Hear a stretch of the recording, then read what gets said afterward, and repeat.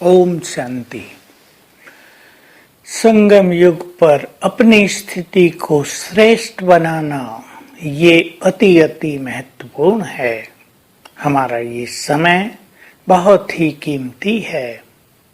अगर छोटी छोटी बातों में संकल्प बहुत चल जाते हैं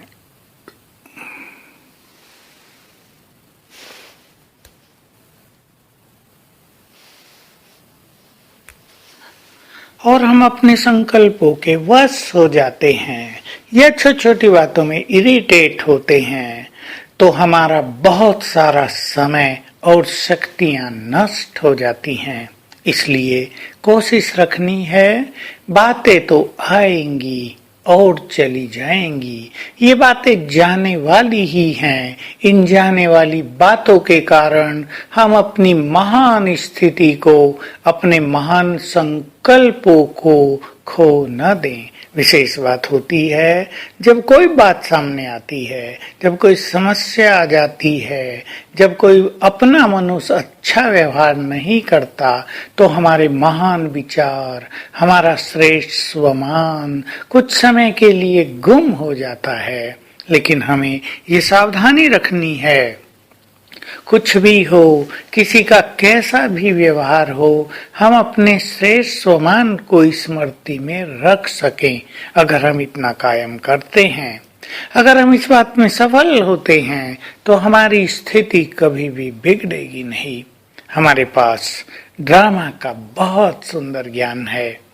ऐसा ज्ञान आज से पहले किसी के पास भी नहीं था। जब हमारे पास है, स्वयं भगवान हमें पढ़ाने आया है, तो ड्रामा के ज्ञान को प्रैक्टिकल में हम यूज करके साक्षी भाव धारण करेंगे।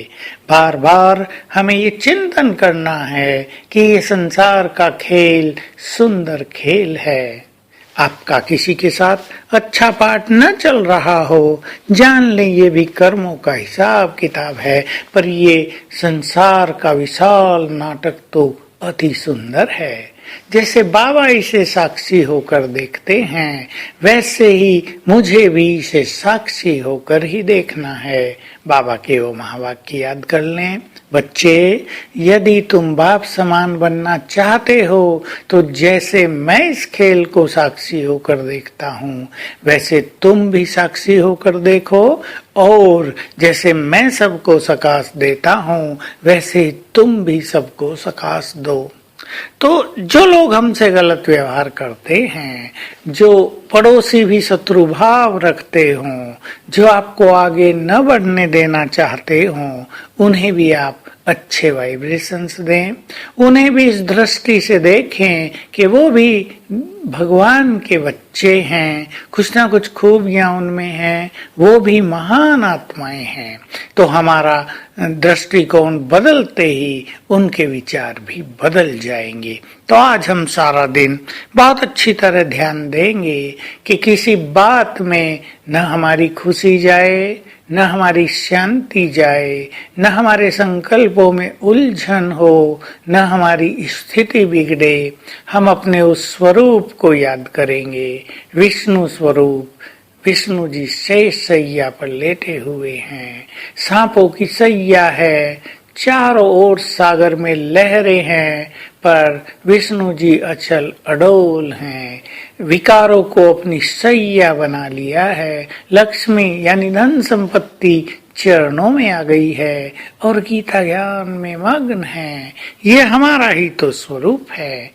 आज हम इस स्वरूप को स्मृति में रखते हुए अपनी स्थिति को अचल अडोल बनाकर रखेंगे और सारा दिन बहुत अच्छा अभ्यास करेंगे।